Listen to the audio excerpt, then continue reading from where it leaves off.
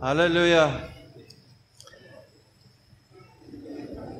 We will not bow down to the gods of men, especially in this time where we're preparing for Passover.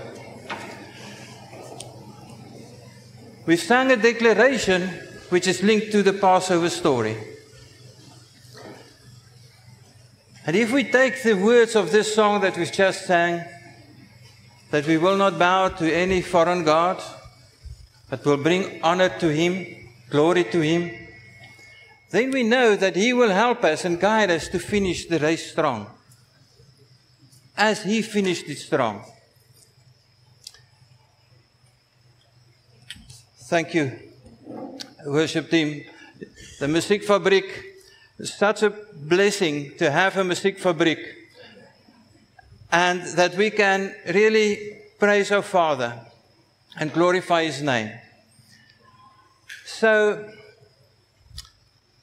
as Andries has said, we're going to talk about Pekudei, Exodus chapters 38 to 40, the last few chapters of this wonderful book of Exodus.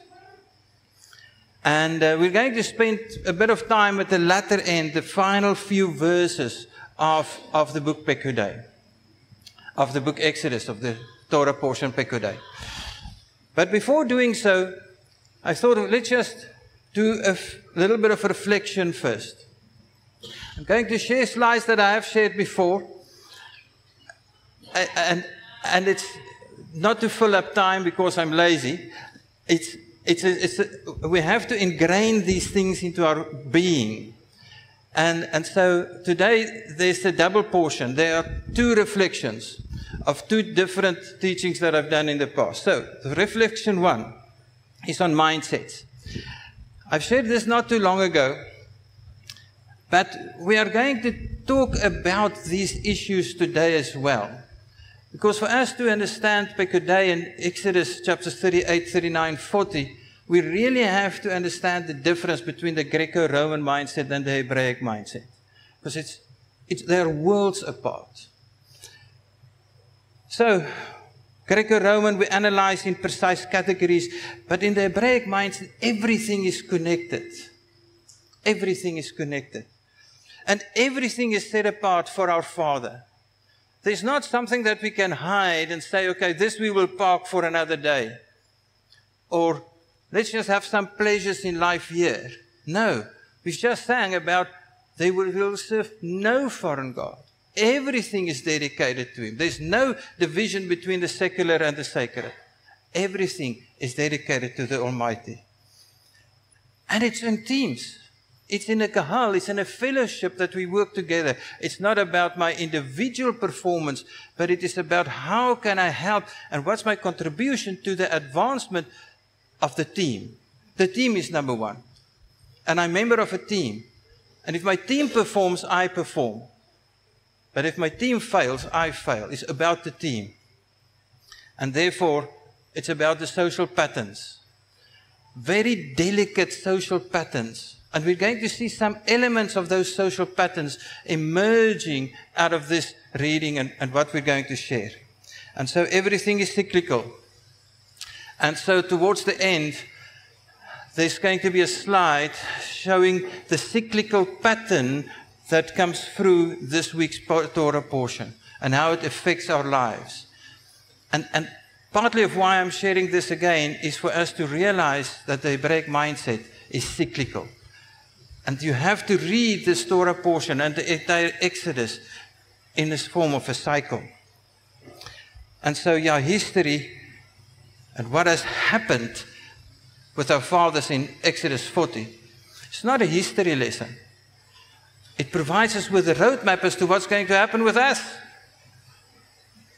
Everything is connected in this bigger cycle. And so our Father made us stewards over the entire creation.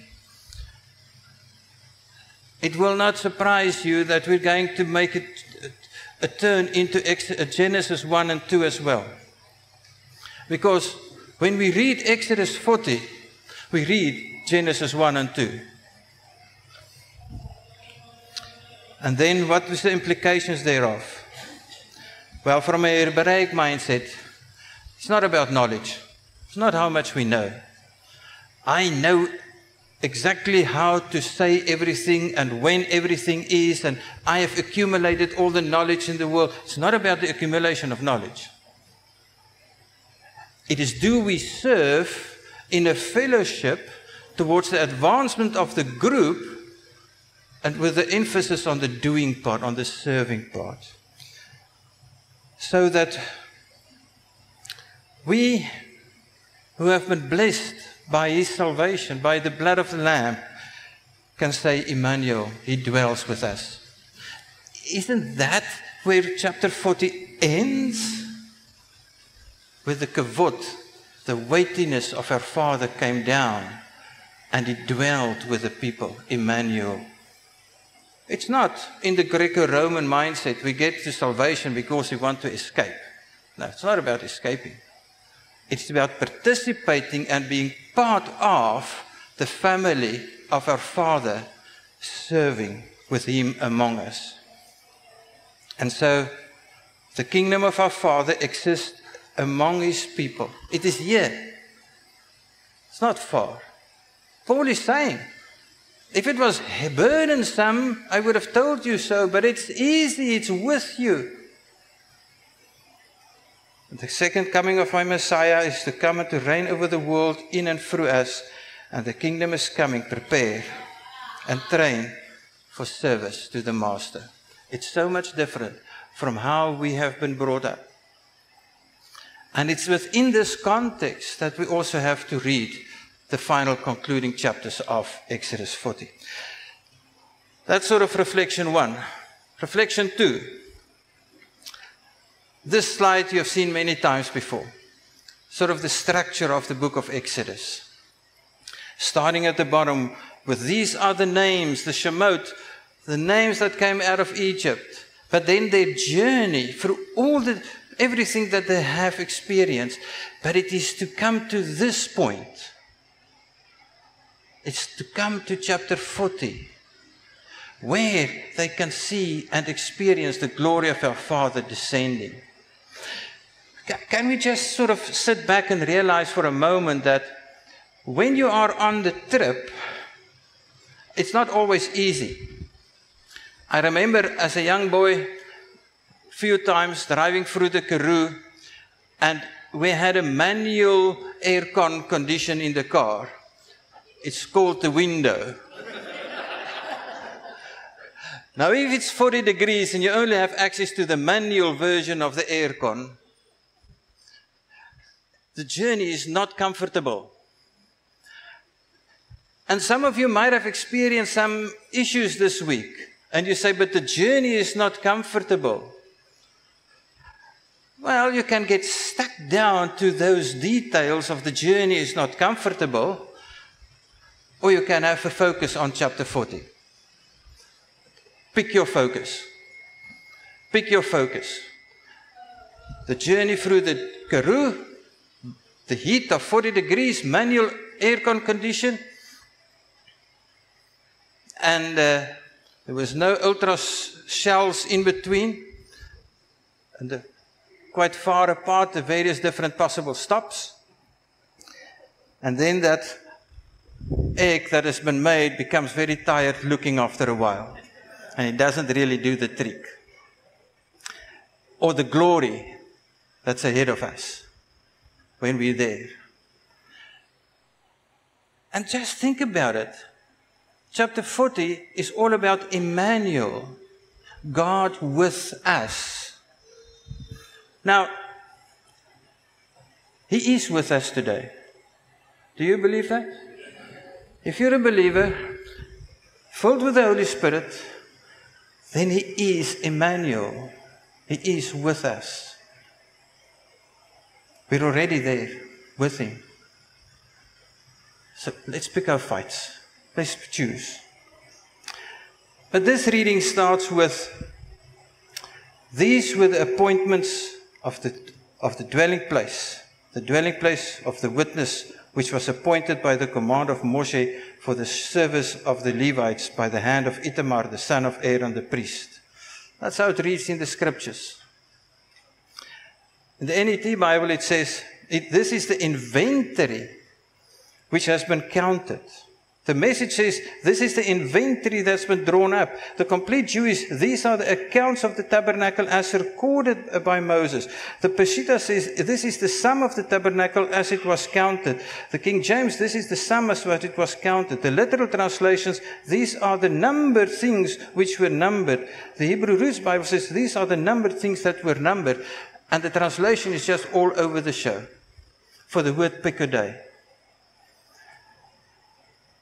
It's very difficult to capture it in one phrase, what the word means. And thus that the different translations are using all these different words. And as we've discussed last year, we have to drill into what does this mean to unlock this fantastic reading for us. The word Pekudei from Haggad means the face goes through the door to visit in order to reveal that which is behind the wall, that which was at the back of the head or in the mind. Just to go through a door and to reveal the truth that sits behind that wall. It's to reveal the truth. So it is an audit. So what is happening throughout this reading? Moses goes through component by component, element by element, by every hook, every little element that's been made, fabric that's been made, and he compares it to the word that he has received from the Father. Are the hooks made the way that the Father has said? The linen, has it been made as the Father has said? The cupboards, the drawing panels, has it been made as the Father has said? And each time it says, and it was good, and it was made as the Father has said. It was going through the year's books. You've said you've earned 100 rand, let's check. You've earned 100 rand. You've said you had 150 rands worth of expenses, you've got 150 rands of expenses. The books is a truthful reflection of the reality. And that is what this book is about, the initial part, is this big audit. And this is Passover season. It's an auditing season. Because after Passover we go through unleavened bread. What do we do during unleavened bread? We get rid of the leaven. And we are making sure, and we are committing ourselves that our house will be clean unto the Father. Our lives will be dedicated to the Father. We will be like those people in Israel going through the audit. Where's the leaven in my life? What must I sort out? What is not according to the plumb line? What is not according to the word of our Father? Let's get rid of that. Let's clean our house. It's no different from what Moses did in this reading. Going through element by element by element, checking it against the blueprint and say, it's perfect. It is made to the extent, to the degree, according to the plan of our Father. It's a quality control test. We know the end of this quality control, the glory of our Father that descended on the tabernacle. And they had this wonderful fellowship, Israel and the Father together. Now just in our mind's eye, we go one step up and we say, but wait a minute, isn't that actually our journey? Isn't that why we're going through Passover? Isn't that why we're going through the cycles of our Father? We have to reflect in His mirror that He has given us, how am I conducting my life before the Father? Is it according to His desire, to His will? Because He desires to dwell with me and with us as it was with Him. So the materials were provided by the names as a terumah, as a voluntary free will offering. When we sang here, I will serve no foreign gods. Was anybody compelled to do that? Was it compulsory? Was it compulsory to come today? Was it compulsory to sing? Was it compulsory to bring worship to our Father? No. When we worshipped Him, it was absolutely voluntary. We didn't have to do it, but we want to do it. We desire to bring Him glory and honor and love. It's a teruma. It's a free will offering because of love. As we've discussed in the past, so our fathers brought different components, and the components and the construction was audited. But what are we bringing? We're bringing our lives, we're bringing our names to the glory of this building, the tabernacle of our Father. And it was the workmanship that was audited. Reflect back, Passover, unleavened bread. How am I living my life? I desire to be a clean, pure vessel set apart to the glory of my Father, because it's Emmanuel, and He is the set apart one, the bright morning star, the perfect one, slaughtered from the beginning of the earth, the world, without blemish. And therefore I desire to be without blemish. And therefore I audit my life because of Emmanuel, God with us. And so, last year's story set aside, we go into this year. But I've tried to lay the foundation that it's about a deeply relational bond that our Father desired with us. A very deep relational bond.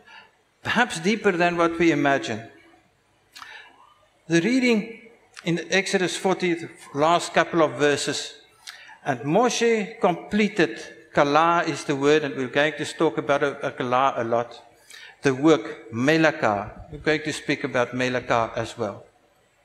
And Moshe completed the work, and the cloud covered the tent of meeting, and the esteem, the kavod, the glory of our Father filled the dwelling place. And Moshe was not able to come into the tent of meeting because the cloud dwelt on it, and the esteem of Jehovah filled the dwelling place. And when the cloud was taken up from above the dwelling place, the children of Israel went onwards on all their journeys. But if the cloud was not taken up, then they did not set out till the day that it was taken up. For the cloud of Jehovah was on the dwelling place by day, and the fire was on it by night, before the eyes of all the house of Israel in all their days. The whole purpose of finishing that building was companionship. And it has not changed. It's about companionship. And it's in companionship that we find the motivation, the energy, the substance to finish strong. Companionship. Emmanuel helps us to finish strong, to accomplish what needs to be done. If we think about it, and Moshe completed the work, above this verse was everything about the audit. Checking every single piece of the entire tabernacle in all its detail, meticulously checking every part. And then after the audit, after checking everything, he completed it. He finished the task, the work, and the glory of our Father, companionship. So let's look at this word completed, kala, a little bit. Zakaf is an open hand. That's what it basically resembles. It's to realize the potential, the power, the possession, care. You can think about a mother's hand, a caring hand. But it's also my mother's hand. It's not just another hand. There's possession involved, of action. But it's also a capable hand. It's one that can actually do something because it's a skilled hand. Not just a hand. It's a hand of a skilled person that cares. The lamed is a shepherd's staff. Shepherd's staff that is about learning, teaching, showing direction, showing purpose, one that acts and guides towards wisdom. You can think in terms of the shepherd that guides his sheep with wisdom, but he also teaches them and he also shows them. And the hay, which is a door or a window, to reveal, to behold. It's also the Spirit. But it's very interesting that in Hebrew, most times, when a word ends on a la, a hay, it shows femininity. Something where I grew up in the Free State, where you only have Afrikaans and Afrikaans and Afrikaans for morning breakfast and supper, and nothing else, that words are not separated in terms of gender. There's no Afrikaans male words and female words. But Hebrew has got male words and female words. Most Semitic languages have, Latin, etc. To indicate gender by how the word ends. So this kala is a feminine word, indicated by the hay. But it's also the window, the door. Putting these words together, these letters, is a caring, powerful, action-orientated, feminine hand, filled with capability to unlock the potential of the revealed Spirit, showing the way to wisdom and purpose. So if we go back, and we say, and Moshe completed the work, it's not just he finished it. Now it's klaar. It's like finish and klaar. No, it's not finish and klaar. It's not what is standing there. It is saying that a very powerful, action-orientated hand, filled with capability, has put this in place. It is to make something ready and complete, perfect to finish strong. Being made ready, complete, and perfected to finish strong. So, when we think in terms of this verse, and we put it in this context of what the word kala means, and he raised the courtyard all around the dwelling place and the altar and placed the covering of the courtyard gate, and Moshe completed the work, it says, Israel has been made ready, complete, and perfected to finish strong. They're ready for companionship. By that word kala, they have been made ready. They have been perfected. They have been completed to finish strong in their companionship. And what follows? The kavod of our Father, the companionship, because of the kala, because they've been made ready for purpose. This word we also see in terms of Jerusalem. Is this the city that is called the kala, the perfection? Ready for purpose, strong, made for a specific goal, for perfection, for kala, Jerusalem. Our Father, Yodai-Wafa, Jehovah, I am kala, I am perfect in loveliness. We're missing this in the translations. We're missing this in the translations. I am the kala, I am perfect to finish strong in companionship. Isaiah 61, the one that I think is well known. I greatly rejoice in Yodai-Wafa, my being exalts in my Elohim, for he has put garments of deliverance on me, he has covered me with the robe of righteousness, as a bridegroom decks himself with ornaments, as a kala, as a bride adorns herself. Now the bride is ready for companionship. If we think about this, how the beauty of our Father's love for us and our Messiah, with Him as the groom and His fellowship as His body, as His bride. He says, my bride, adorn yourselves. My bride, be perfected. My bride, be ready to finish strong. My bride, I desire for companionship with you. So when we read and Moses completed the work, we see that the bride has prepared herself.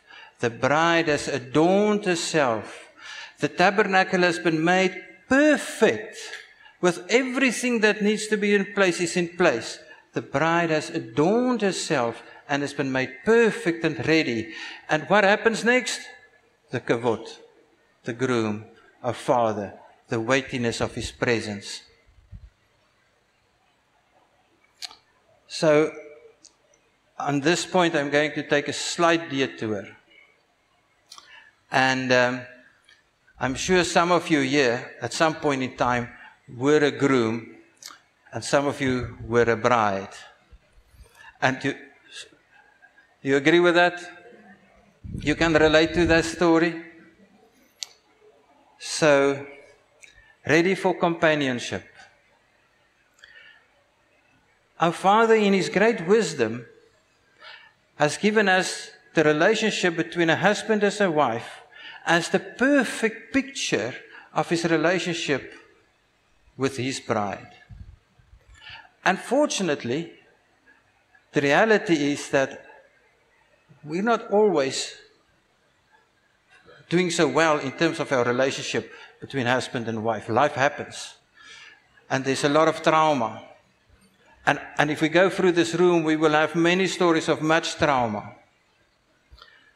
But let's just reflect for a brief moment in terms of what does this mean for us. So when the grooms declared many years ago, I do, what did they actually say? What's the actual meaning of that I do? I do desire to make my bride,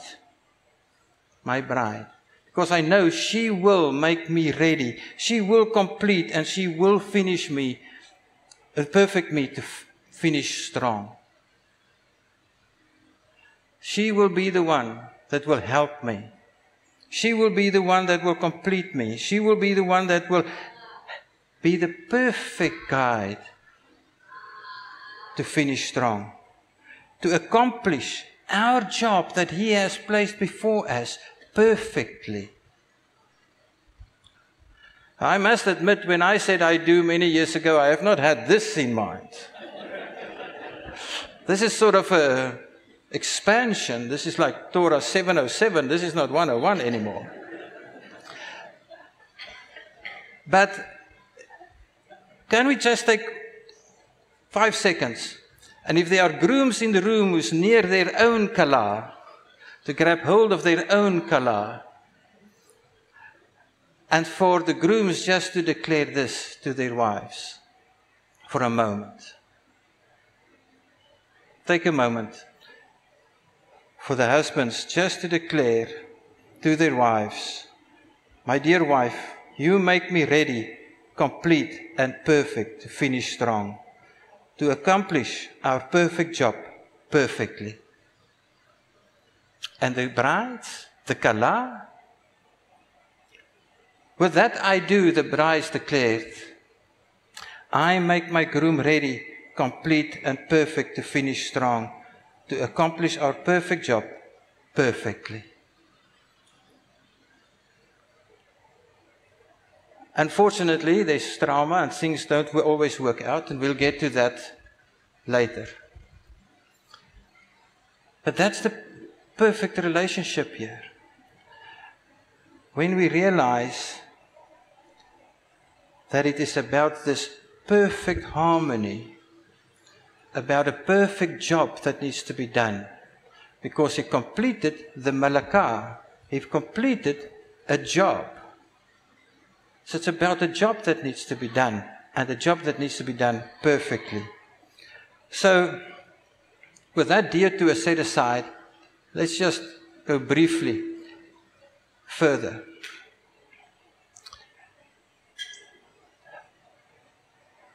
One more place where we find this wonderful word kala is Exodus 31.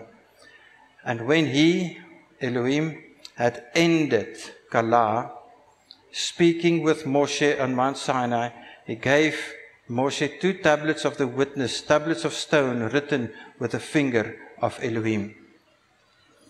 You know the story. Moses went up to the mountain. He was there alone as the representative of the entire nation. As a representative of the entire nation, he received the 10 words and everything else that our Father gave him, the entire Torah. And he says, and when he had ended, in our Greco-Roman mindset, it means he's nou klaar. He's now finished. It's like, go on, I'm finished with you, go on, do your job. But when we realize in terms of what the word kala means, in terms of what the word kala means, let me stand over this side.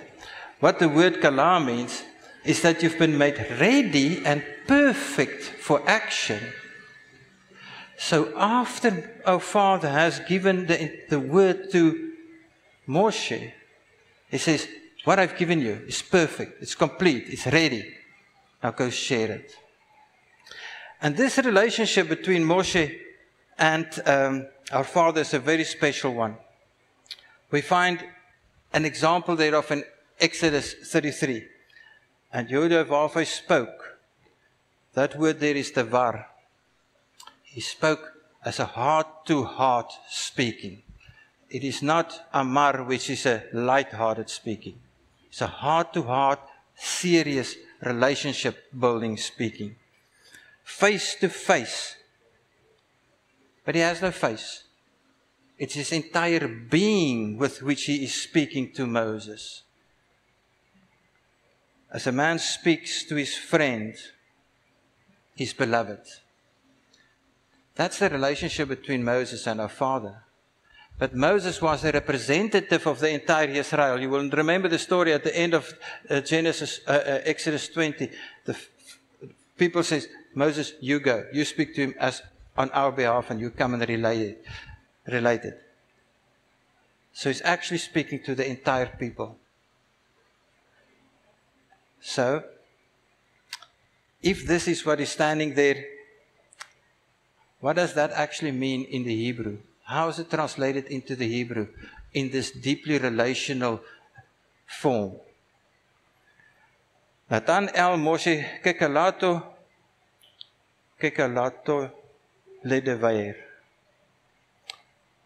So that's Natan is give el Moshe kekalato is ended ledevair. So the kala has now become kekalato. There's a kaf as a prefix, so it's a double hand in the as a prefix. But that kaf means as or like. It's like in a comparison. It's like he is singing like a bird. He's not a bird. He's just singing like a bird. It's a comparison. And then the taf and the vav as suffixes indicates possession and covenant. So what is actually standing there is El gave the Torah to Moshe as his bride. As his bride. Now we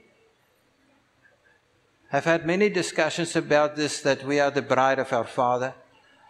Bride of Messiah actually. And that what happened on the mountain was like a chuppah. And that it was a wedding and a betrothal ceremony actually. But it's ingrained in the Hebrew grammar that he gave his Torah to Moses as his bride.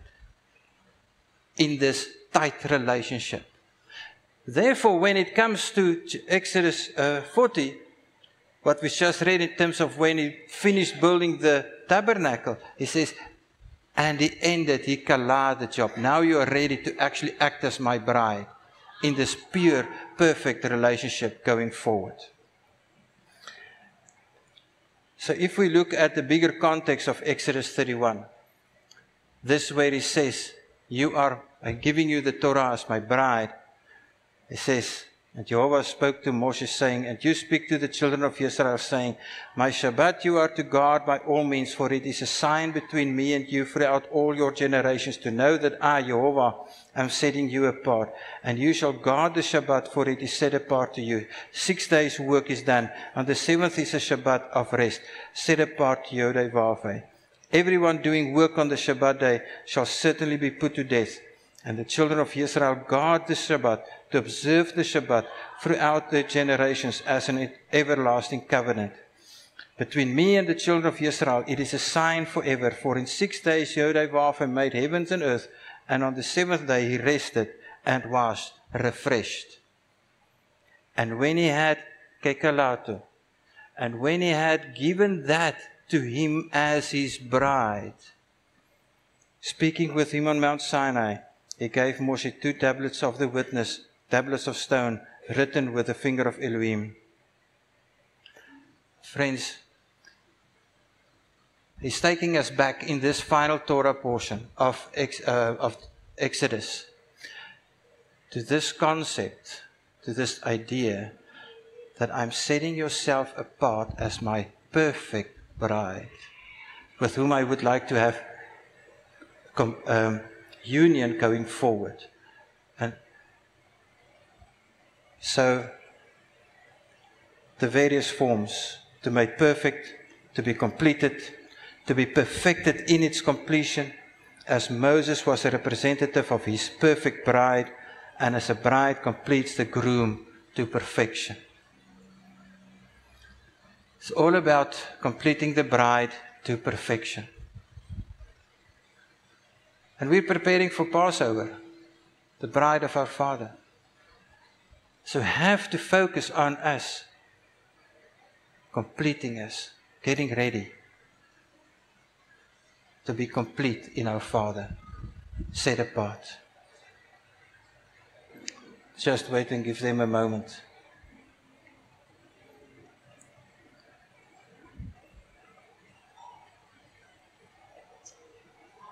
So, focus is on completing the perfect work perfectly.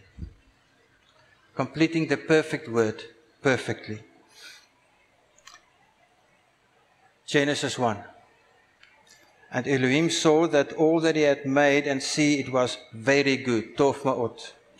And there came to be evening, and there came to be morning the 6th day, and the heavens and the earth were kala. That's the first time we find the word. It's in the context of the creation that was made kala, complete. In all their savua, in all their hosts. And on the 7th day, Elohim kala, the melaka, the work, which he had done, and rested on the 7th day from all his melaka, from all his work. And he blessed the 7th day and set it apart, because on it he rested from all his work, from all his melaka, which he has made. So what do we see? That phrase that we found at such an important point in Exodus 40, where he says, and he completed the work, when he kala the melaka. Where do we find it the first time? Genesis 2. Perfect. After he has made everything perfect. So what is he doing in Exodus 40? He connects Genesis 40 with Genesis 2. And he says, now we have recreated the perfect conditions for the union, for the companionship, as it was in the garden. Because as it was in the garden, our Father walked with the people, with Adam and Eve. What happened in Exodus 40? He came down and he walked with the people. And the people didn't walk if he didn't walk. If he stayed, they stayed. It's a recreation of Genesis 2. And that's his desire, is to walk with us, Emmanuel. And it's connected to the Shabbat as the sign, the betrothal sign. So, is it possible that we will find this connection in some other place which has got the same type of meaning, same type of message? 2 Chronicles 28. And David said to his son Shlomo, be strong and courageous and do it. Finish strong, Shlomo. Do not fear, nor be afraid, for Yehovah Elohim, my Elohim, is with you. He shall not leave you nor forsake you until you have Kala completed the work, the Melaka, in building the temple. The same concept, same words, building the temple. 2 Chronicles 8. And the work, the Melaka, of Shlomo was prepared from the day of its foundation of the house of Jehovah until it was Kala, until it was completed. So what do we see? Our Father is building His house in Genesis 1 and 2. And it was complete and perfect for companionship between Him and Adam and Eve.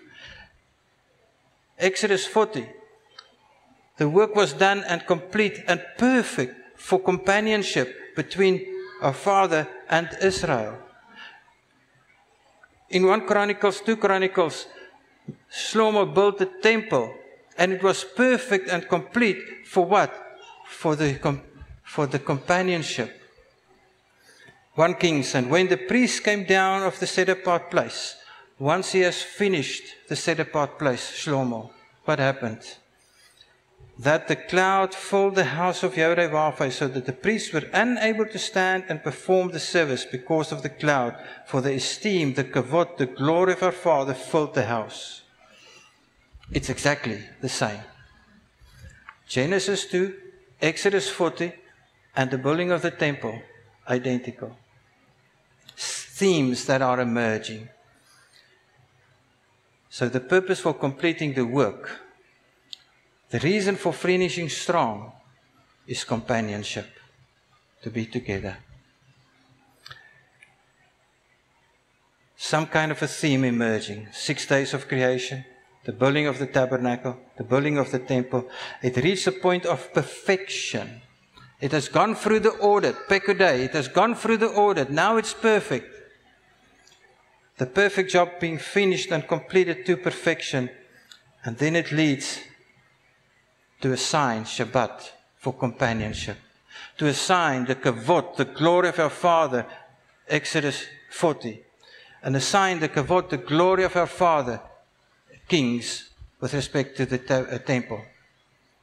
All about companionship. So when we read that word, and He completed the work, it was not in order to say, it's finished. Now I've done my piece, now I can sleep. No. It never ends. It's only ready for purpose now. Now it can go and do what its job is for. I'm reminded of when mother calls for supper. She's saying, supper is finished or supper is ready. If she says supper is finished, you've got a problem. That means there's nothing left. Supper is ready. It doesn't mean it's finished. It means it's ready now. Ready for partnership. Ready for this incredible companionship, being together. I've never been privileged to the following story, but it's something that I think happens occasionally. When a bride is adorning herself, and it takes a lot of time and a lot of effort from a lot of people, is she saying, I am klaar or ek is gereed? I am ready. And this is what Moses is telling the people. When he says, and completed the work, is now ready for our Father. Question is, are we ready for our Father? So that's the question. Are we ready for our Father? So in the beginning, Bereshit, He has created everything beautifully, with perfect purpose, in a perfect manner. He has put it all together. He's done his work. But then there was an audit. And he said, it's stof ma'ot. It's perfect. Now it's klaar. Kala. It's finished. But it's ready for purpose. Now it's ready for purpose. What is the purpose? Union. Union with my people. To have fellowship with my kahal, with my community. And it's completing that purpose. And we're in this perfect cycle. And this cycle we celebrate every week when we celebrate Shabbat. That He has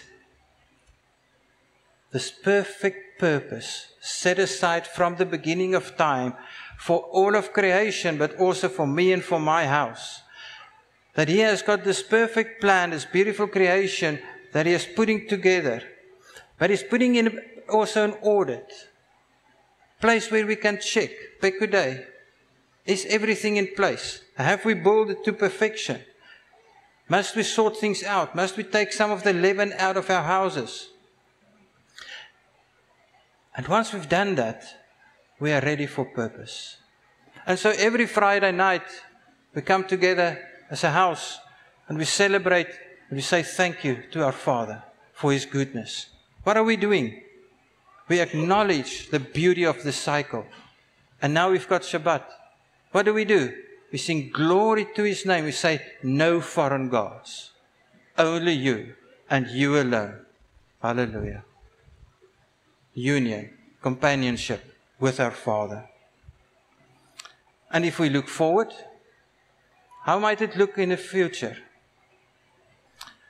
Ezekiel 48, the final chapter in Ezekiel, speaking about the Ezekiel temple. And these are the set apart terumah. Where have we heard this word? The voluntary contributions to make the tabernacle that we've read in the book of Exodus. It's the same word in building the Ezekiel temple. The exciting part is that you and I are actually going to be given the opportunity to contribute to this temple. Couldn't have done the one in Sinai, but we actually can be given the opportunity to make a terumah, a contribution to this one. Hallelujah. So this contribution, the terumah, shall be to them from the kuruma of the land and most set apart places of the border of the Levites. After the terumah, after all the terumah has been given, all the voluntary contributions have been given, what happened? And these are the exits of the city. The city of perfection was completed. The work was completed. And after the construction work, after it has been built to perfection, the final verse of the book of Ezekiel, all around 18,000 cubits, and the name of the city from that day is called Jehovah Shammah. Yodai Wafai is there in their midst. And now it's ready for companionship. As it was, so it will be. And if we look back, after this, Yeshua, knowing that all had been accomplished in order that Scripture might be accomplished, said, I thirst. A bowl of sour wine was stood there, and they filled a sponge with sour wine, put it on a hyssop, and held it to his mouth. And he said, it is kala. It is finished. It's the same word. I'm sure he didn't speak Greek. I'm sure he didn't speak English. He spoke Aramaic and Hebrew. He said it's kala. It's ended. But not ended in a linear Greco-Roman sense, in a cyclical sense, in terms of it is now ready for purpose. I am now drained myself. I am now ready for purpose to go to the underworld and to deal with the king and the lord of the underworld. Why will I do that? Because I love the world so much for my bride. He has been made ready. He has been made perfect. He has been made complete on that cross. for that job, to go into that grave. It is now Kala. And what happened thereafter? He rose, and a few days later, the Ruach HaKodesh, Shavuot.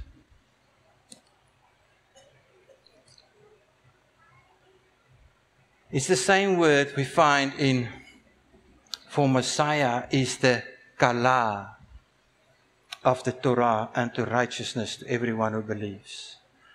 For Messiah is perfect, complete for this purpose. I am the Aleph Tav, the beginning and the Kala, the first and the last. It's a relationship term, a deeply covenantal term, and invites everybody. He, the complete and perfected one, the one who completed the perfect and ready-made job towards the companionship perfectly, the one who finished strong, our Messiah Yeshua. Hallelujah. And that's what we celebrate in 2 weeks' time with Passover. Him, the perfect Lamb, who has done a perfect job, perfectly. And he said, it's Kala. He emptied himself so that he can have this companionship. Sometimes I think we take it perhaps for granted, too light. And so, in terms of the themes emerging, we can add a fourth theme. Messiah's ministry. Him building his temple. Him building his house. And the sign, the Ruach. And that's why we can sing. And that's why we can bring glory to Him. And that's why we can worship Him. And that's why we can say no foreign gods. Only Him. For companionship. And now we can complete this picture and we can add the Ruach. It has been finished. The job has been done perfectly. One more thing to explore, and that is the word melakah, that's translated as work, is also the root for malach and melech, the messenger and the king. He is the messenger who is also the king, who came and do a perfect job and finish the job for us to have this union. But this also applies to us. We are the people who must put on the message of the good news, on the shoes of good news on our feet, to bring the message of good news to everybody, who must act as kings and rule over sin. And there will be an audit also of our lives. Have we put the word of our Father, the message of good news, as shoes on our feet? Have we ruled over sin? Have we actively looked for the leaven in our lives and sorted that out? An audit. Its job is done then. Perfect, perfect. Now we are ready for purpose to serve our Master in this beautiful union with the Ruach HaKodesh. And we're back to the beginning. We're back to the garden. And we go through the cycle weekly, but also annually, especially now as we're preparing for Passover. Passover gets a special meaning in this context because there's a double play.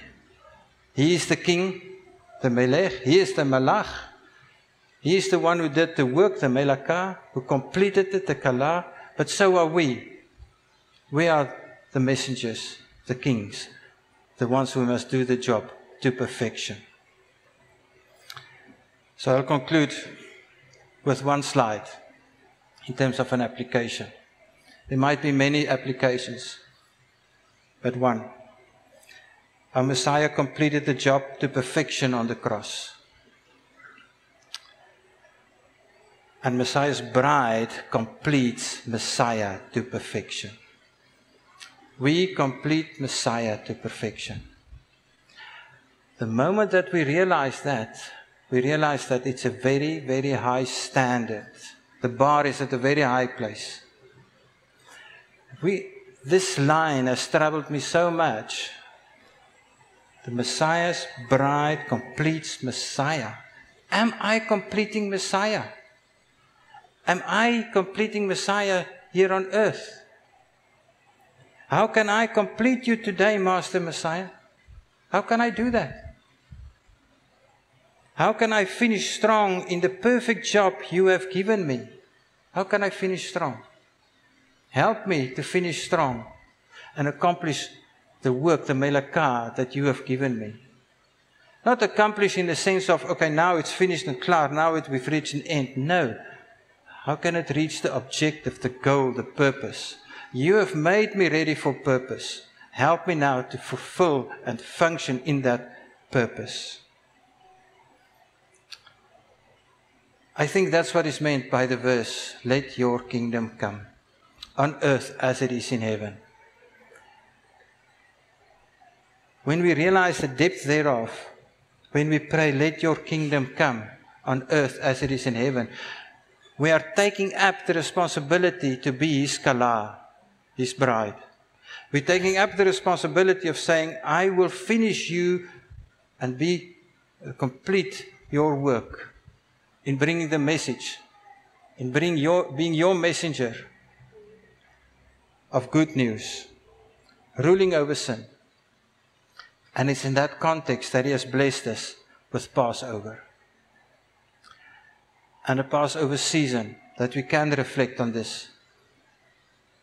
Heal relationships at a variety of different levels.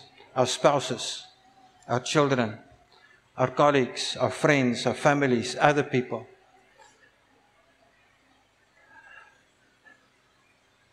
Because it's in asking for forgiveness and it is in extending forgiveness that we find that healing. Because we are living in a world that's traumatized and everybody has been traumatized one way or another. But trauma is not the objective. The kala that is perfect is the objective. The objective is not to go through the Karoo with a manual aircon system. The objective is to reach the destination. So we can sit in trauma and we can complain over all our challenges that we have had this week. Or we can forgive, extend forgiveness, receive forgiveness, and ask the Father through His Spirit to give us the healing, especially in preparation for Passover, but applies for other periods of times as well. So the prayer that I've prepared is Matthew 6. Very short. But I want us to really drink this in at this time. And ask our Father, how can I finish strong in the perfect job that you have given me? Or as a couple, how can we, as a groom and the bridegroom, who said, I do, finish strong in the perfect job you have given us?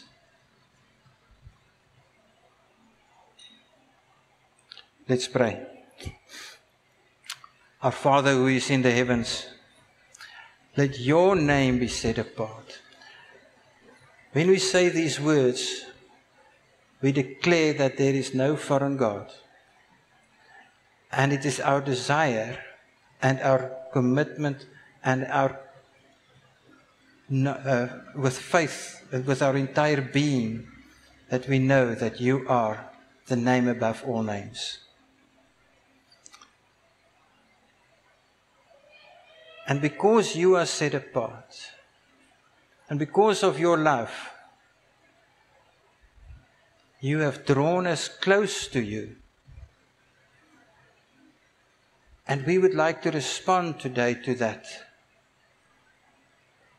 And say, how can we be completed? And how can we complete your job? What must we do? Please audit our lives so that we can be ready for you. Let your kingdom come, not my kingdom, Not my objectives, not my will, my intellect, my perspectives, but let your kingdom come. Let your light shine in every facet of my life. As you went through the audit, every single piece of the entire tabernacle that has been inspected and was found perfect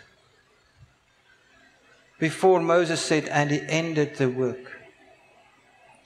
We are saying, inspect our lives so that your kingdom can come. Your desire be done on earth as it is in heavens.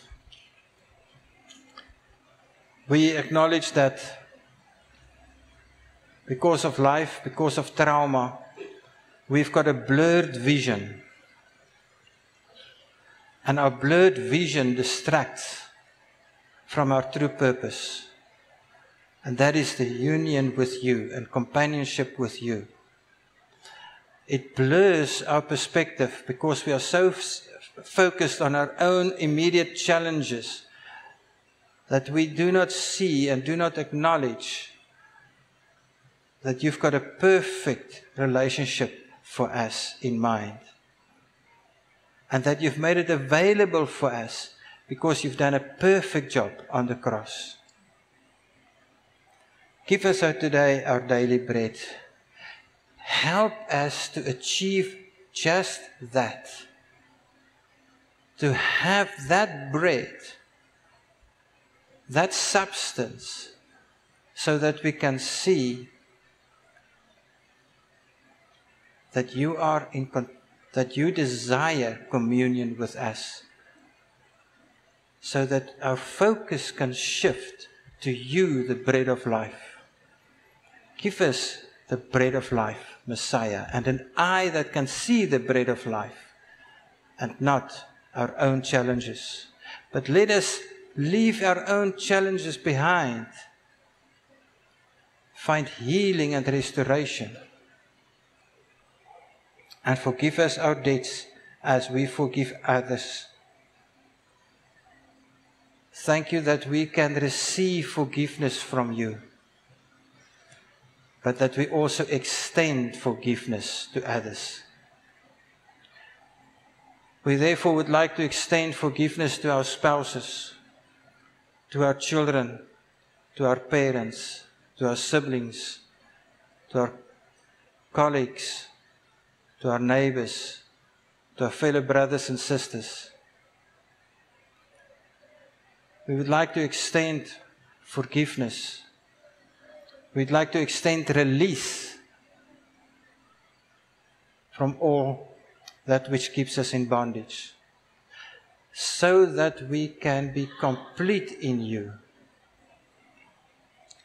And do not lead us into trial, but deliver us from the wicked one, because yours is the kingdom and the power and the esteem forever and ever. And to our Messiah, our soon coming King, all the glory and the praise. Amen.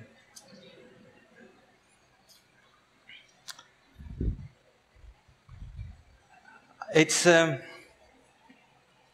idea of finish strong can only be done when we're in Messiah. And may we find the courage and the wisdom to finish the race, to finish strong. It starts with forgiveness, but it's all about companionship with our Messiah. Enjoy tea. Amen.